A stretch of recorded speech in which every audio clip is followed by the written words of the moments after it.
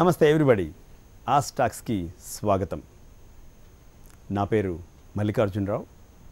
నా మాట వినకపోతే మీ చేతి రాతలో మార్పులు రావు. అసలు మార్చుకోవచ్చా హ్యాండ్ రైటింగ్?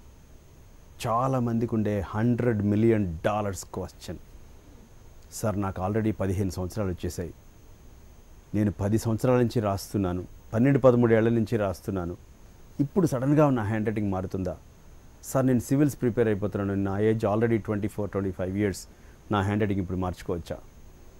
లేదా ఆఫీసులో మా బాస్ నా హ్యాండ్ రైటింగ్ని చాలా కామెంట్ చేస్తున్నారు, నేను ప్రతిరోజు ఈ బాధ తట్టుకోలేకపోతున్నాను, నా హ్యాండ్ రైటింగ్ మార్చుకోవడానికి వీలవుతుందా? ఇది చాలామందికి ఉండే ఒక సందేహం. And the answer is big yes. ఖచ్చితంగా చేతి రాతని మార్చుకోవచ్చు. ఎలాగైతే ఏ వయసులోనైనా సరే కారు డ్రైవింగ్ నేర్చుకోవచ్చో, ఏ వయసులో అయినా సరే సైకిల్ తొక్కడం నేర్చుకోవచ్చో, అలాగే చేతి రాత కూడా మార్చుకోవచ్చు. బికాస్ హ్యాండ్ రైటింగ్ అనేది ఒక సబ్జెక్ట్ కాదు. Hand writing is a skill. Skill అంటే ఏంటి? అసలు దేన్ని మనం స్కిల్ అంటాం? నడవడాన్ని స్కిల్ అంటాం, మాట్లాడడాన్ని ఒక నైపుణ్యం అంటాం, అలాగే భోంచేయడాన్ని కూడా ఒక నైపుణ్యం అంటాం, సైకిల్ తొక్కడాన్ని కూడా ఒక నైపుణ్యం అంటాం, ఈత కొట్టడం ఒక నైపుణ్యం, చేతి రాత కూడా ఒక నైపుణ్యమే.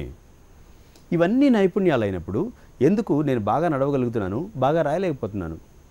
చాలామందికి వచ్చే డౌట్, సార్ మీరు అన్నారు మాట్లాడడం చేతి రాత ఒకే స్కిల్ కాబట్టి, ఒకలాంటి స్కిల్సే కాబట్టి నాకు మాట్లాడడం బాగా వచ్చేసింది, కానీ నా హ్యాండ్ రైటింగ్ ఎందుకు సరిగా లేదు? ఎందుకు చాలా తక్కువ మంది మాత్రమే బాగా రాస్తారు? ఎందుకు అందరూ బాగా తినగలుగుతున్నారు? ఎందుకు అందరూ బాగా సైకిల్ తొక్కగలుగుతున్నారు? అంటే మనం మూలాల్లోకి వెళ్ళాలి. అసలు ఏ నైపుణ్యమైనా సరే, అది ఈత కొట్టడం కానివ్వండి, చేతి రాత కానివ్వండి, సైకిల్ తొక్కడం కానివ్వండి, బేసిక్ థింగ్ లైక్ నడవడం కానివ్వండి, ఏ నైపుణ్యాన్నైనా సరే మీరు మాస్టర్ అవ్వాలంటే మీకు చిన్నప్పటి నుంచి ఉపయోగపడింది మూడు విషయాలు. అందులో మొట్టమొదటిది టెక్నిక్స్. చిన్నప్పుడు పుట్టినప్పుడు మనకు మాట్లాడడం రాకపోతే, నడవడం తెలియకపోతే, మెల్లమెల్లగా 1.5 ఇయర్ వచ్చిన తర్వాత మెల్లగా మెళకువలు నేర్పిస్తారు. టెక్నిక్స్ అనేది మొట్టమొదటిది. రెండో విషయం ఇంట్రెస్ట్. ఆసక్తి లేనిదే ప్రపంచంలో ఏది మన సొంతం కాదు. ఇది ఆల్రెడీ ప్రూవెన్ ఫ్యాక్ట్. అన్నయ్య నడిచేస్తూ ఉంటాడు, అమ్మ నడుస్తూ ఉంటుంది, చుట్టాలందరూ చుట్టుపక్కల నడిచేస్తూ ఉంటారు, పక్కింటి వాళ్ళు నడిచేస్తూ ఉంటారు. ఆ చిన్న వయసులో మేబీ 16-18 మంత్స్ వయసులో అందరినీ చూసి ఆ ఇంట్రెస్ట్ డెవలప్ అవుతుంది. నేను కూడా నడవాలి, పడిపోయినా సరే మళ్ళీ లేచి నడవాలి. ఆ ఆసక్తిని కొంచెం ప్రొలాంగ్ చేసి దాంతో మనం ఒక నైపుణ్యాన్ని పట్టేసాం. మూడో దాని పేరు ప్రాక్టీస్. ఇది ఎంత అద్భుతమైన విషయం అంటే, ది బెస్ట్ ఎక్స్పర్ట్ వచ్చి మీకు టెక్నిక్స్ చెప్పినా సరే, అవ్యాజమైనటువంటి మీకు ఇంట్రెస్ట్ ఉన్నా సరే, అలివి కానీ ఆసక్తి మీ సొంతం అయినా సరే, ఆ ప్రాక్టీస్ లేకపోతే, అభ్యాసం తక్కువైపోతే ఏ నైపుణ్యం మీ సొంతం కాదు. ఈ మూడు ఎలాంటివంటే మేబీ 33.3% ఈచ్ అని మనం చెప్పచ్చు. టెక్నిక్స్ బాగా ఉండి ప్రాక్టీస్ అద్భుతంగా చేసి, ఇంట్రెస్ట్ ఒక్కటే లేకుండా బ్రుగుటి ముడివేసి, ఎందుకు వచ్చిన బాధరా బాబు, నా కష్టాలేంటి, నన్ను ఎందుకు ఇలా ఇబ్బంది పెడుతున్నారు, నాకు అవసరం లేదు అనుకున్నారంటే ఖచ్చితంగా మీ సొంతం కాదు. కొంతమందికి టెక్నిక్స్ ఇంట్రెస్ట్ బాగా ఉంటుంది, ప్రాక్టీస్ చేయరు. కొంతమందికి ఇంట్రెస్ట్ ఉంటుంది, ప్రాక్టీస్ ఉంటుంది, ఎలా చేయాలో తెలియదు, టెక్నిక్స్ లేవు, మెళకువలు లేవు. అందుకే మనకి నడవడం ఎందుకు బాగా వచ్చిందంటే ఈ మూడు మనకు దొరికేశాయి. మెళకువలు దొరికేశాయి, ఆసక్తి మనకు ఉండింది, ప్రాక్టీస్ చేసాం. మాట్లాడడం కూడా అందుకే వచ్చింది. చాలా మంచి మెళకువలు చెప్పారు, తత అని మొదలుపెట్టింది ఇప్పుడు వద్దన్నా సరే మాట్లాడిస్తూ ఉంటాం. అంత బాగా రావడానికి కారణం టెక్నిక్స్, ఇంట్రెస్ట్ అండ్ ప్రాక్టీస్. చేతిరాత ఎందుకు అంత బాగా రాలేదు అంటే మేబీ టెక్నిక్స్ మీకు సరిగా లేదు. ఒక తల్లికి నడక నేర్పడం చాలా బాగా తెలుస్తుంది, ఒక తండ్రికి సైకిల్ నేర్పడం బాగా తెలుస్తుంది, కానీ ఆ తల్లిదండ్రులకి టీచర్కి ఆ హ్యాండ్ రైటింగ్ బాగా నేర్పించడానికి మెళకువలు అంతగా సరిగా తెలియలేదేమో, కరెక్ట్ టెక్నిక్స్ పడలేదేమో. That's one of the reasons. ఒకవేళ టెక్నిక్స్ పడినా సరే మీకు అంత ఇంట్రెస్ట్ లేదేమో, దట్స్ సెకండ్ రీజన్.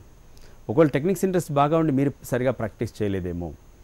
ఎక్కడైతే ఈ మూడు మ్యాచ్ అవుతాయో, ఎవరైతే ఈ మూడింటిని మ్యాచ్ చేసి జస్టిఫై చేస్తారో, వాళ్ళకి చేతి రాతే కాదు, కొండలు ఎక్కడమే కాదు, పాటలు పాడడం కాదు, ఎన్ని స్కిల్ ఏదైనా సరే ఖచ్చితంగా వచ్చేస్తుంది. టెక్నిక్స్, ఇంట్రెస్ట్, ప్రాక్టీస్ని సమపాళ్లలో మీరు జస్టిఫై చేయడానికి చెక్ చేసుకోండి, క్రాస్ చెక్ చేయండి. దీన్ని మనం చెక్ లిస్ట్ లాగా పెట్టుకోవచ్చు. నా హ్యాండ్ రైటింగ్ ఇప్పుడు ఎలా ఉంది? మేబీ ఒక 0 నుంచి 10 వరకు ఒక స్కేల్ తీసుకుంటే, నా ఫ్రెండ్ హ్యాండ్ రైటింగ్ 7 పాయింట్స్ ఉంటే, నా హ్యాండ్ రైటింగ్ ఒక 4 పాయింట్స్లోనే ఉంటే, ఆ 4 పాయింట్స్ నుంచి 7కి, 7 నుంచి 8కి, 8 నుంచి 9కి, టాప్ మోస్ట్ 10 వరకు the best hand writing, most beautiful hand writing లాగా చేసుకోవాలి అంటే ఈ మూడింటిని ఒకసారి క్రాస్ చెక్ చేయండి. వాడికి ఉన్న టెక్నిక్స్ నాకు లేవేమో, నేను టెక్నిక్స్ తెలుసుకోవాలి, కరెక్ట్ బుక్ చూడాలి, టీచర్ని అడగాలి, కరెక్ట్గా తెలుసుకోవాలి. ఇది నువ్వు చేస్తున్న మిస్టేక్, నువ్వు దీన్ని కరెక్ట్ చేసుకోవాలి. ఇంట్రెస్ట్, విపరీతమైన ఇంట్రెస్ట్. ఇది మెడికల్ షాప్లో దొరకదు, డిపార్ట్మెంటల్ స్టోర్లో ఉండదు, అండ్ వేరే వాళ్ళు మీకు ఇవ్వలేరు. మేబీ కొంచెం మోటివేట్ చేస్తారేమో, కానీ ఆ సెల్ఫ్ మోటివేషన్ లేకపోతే, మీకు కావాలి అనిపించకపోతే ఎవ్వరూ మీకు హెల్ప్ చేయలేరు. సో ఈ ప్రపంచంలో మీకు హెల్ప్ చేయగల ఒకే ఒక గ్రేటెస్ట్ పర్సన్ మీరే. You can help your self and you can develop your own interest. ఆ ఇంట్రెస్ట్ డెవలప్ చేసుకోండి. అది లేకపోతే ఎలాంటి ప్రోగ్రామ్స్ అయినా సరే, ఎలాంటి బుక్స్ అయినా సరే, ఎలాంటి ఇన్స్ట్రక్షన్స్ అయినా సరే, ఎంత అద్భుతమైన వెబ్సైట్స్ అయినా సరే మీకు హెల్ప్ చేయవు కాక హెల్ప్ చేయవు. So interest is compulsory. దాని తర్వాత ప్రాక్టీస్. కుదురుగా కూర్చొని ఆ క్వాలిటీతో ప్రాక్టీస్ చేయాలి. ది బెస్ట్ క్వాలిటీ ఉండేలాగా ప్రాక్టీస్ చేయండి. టెక్నిక్స్ చూసుకోండి, ఇంట్రెస్ట్ చూడండి, అలాగే ప్రాక్టీస్ చేయండి. మనం అనుకున్నాం ఇంట్రెస్ట్ మీకు ఎక్కడా దొరకదు, మీకే ఉండాలి. ప్రాక్టీస్ మీరే చేయాలి. ఎవరైనా మీకు ఏమైనా హెల్ప్ చేస్తారంటే టెక్నిక్స్ మాత్రమే ఇవ్వగలుగుతారు. And we can also talk to you about the techniques. I can give you few techniques and follow these techniques. ఈ టెక్నిక్స్తో ది బెస్ట్ హ్యాండ్ రైటింగ్ మీరు ఎలా సొంతం చేసుకోవచ్చో చూద్దాం. ఫర్ ఎగ్జాంపుల్, చాలామంది కూర్చునేటప్పుడు సరిగా కూర్చోరు. కేవలం సిట్టింగ్ పోస్చర్ ప్రాబ్లం అవడం వల్ల హ్యాండ్ రైటింగ్ పాడైపోతుందని మీకు తెలుసా? కేవలం పెన్ ఎలా పట్టుకోవాలో తెలియకపోవడం వల్ల హ్యాండ్ రైటింగ్ పాడైపోతుంది.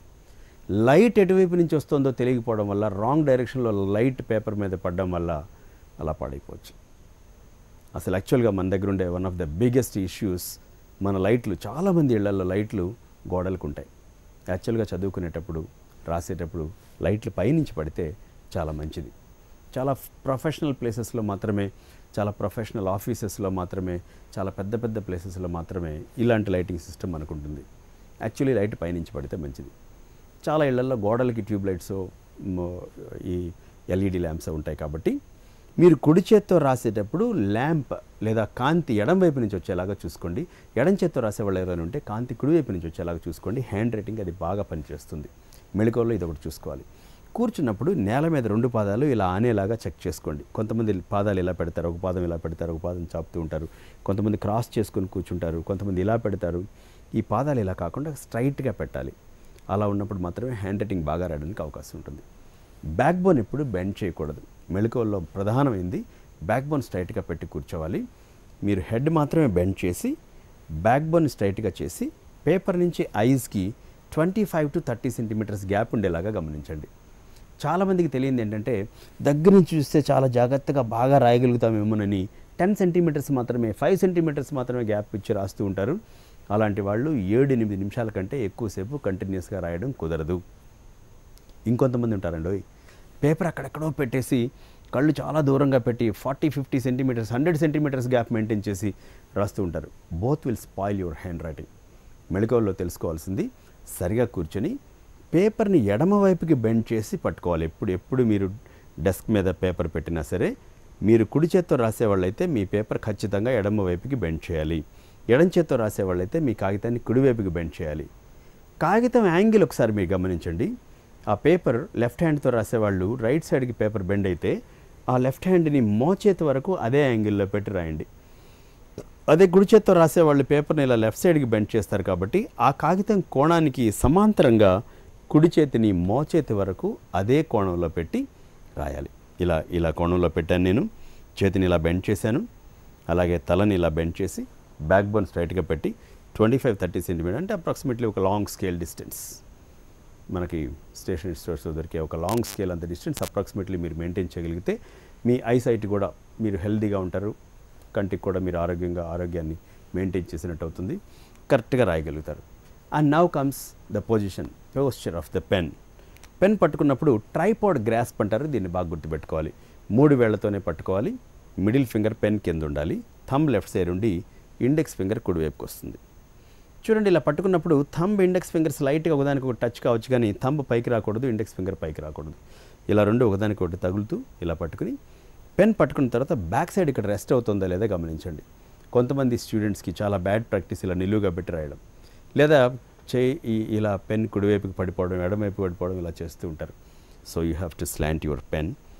బ్యాక్ సైడ్ ఇలా టచ్ అయ్యేలాగా చూసి చేతిని ఆ పేపర్ డైరెక్షన్లో పెట్టి తల మాత్రమే బెండ్ చేసి, హెడ్ ఇలా కిందకి బెండ్ చేసి, ఈ డిస్టెన్స్ మెయింటైన్ చేసి కరెక్ట్గా ఇలా రాస్తే చాలా బాగా వస్తుంది. ఇది ఒక మంచి మెళకువ. అలాగే అక్షరాలు చాలామంది హ్యాండ్ రైటింగ్ మార్చుకోవడానికి ఎక్కడికో వెళ్ళాలి, ఎవరినో అడగాలి, ఏ బుక్సో తీసుకోవాలి, నాకేం తెలియట్లేదు, చాలా కన్ఫ్యూజ్ అయిపోతూ ఉంటారు. సింపుల్గా మీరేం చేస్తారంటే, తెలుగు భాషలో మనం ఇప్పుడు వాడేది 52 అక్షరాలు, ఇంగ్లీష్ భాషలో మనం వాడేది 26 అక్షరాలు. ఏదో 4-5 అక్షరాలు మిమ్మల్ని బాగా ఇబ్బంది పెడుతూ ఉంటాయి. తెలుగు అయితే అచ్చుల్లో మిమ్మల్ని ఐ చాలా ఇబ్బంది పడుతూ ఉంటుంది, హల్లుల్లో మీకు అణా అనే అక్షరం ఇబ్బంది పడుతూ ఉంటుంది, హా ఇబ్బంది పెడుతుంది, లా ఇబ్బంది పెడుతుంది, ఖా ఇబ్బంది పెడుతుంది. అదే ఇంగ్లీష్ అయితే కర్సివ్ హ్యాండ్ రైటింగ్ రాసినప్పుడు కర్సివ్ క్యాపిటల్ లెటర్స్ ఇబ్బంది పడతాయి. కర్సివ్ స్మాల్ లెటర్స్ విషయానికి వస్తే 95 to 96% of the hand writing మీకు స్మాల్ లెటర్స్తోనే వస్తుంది.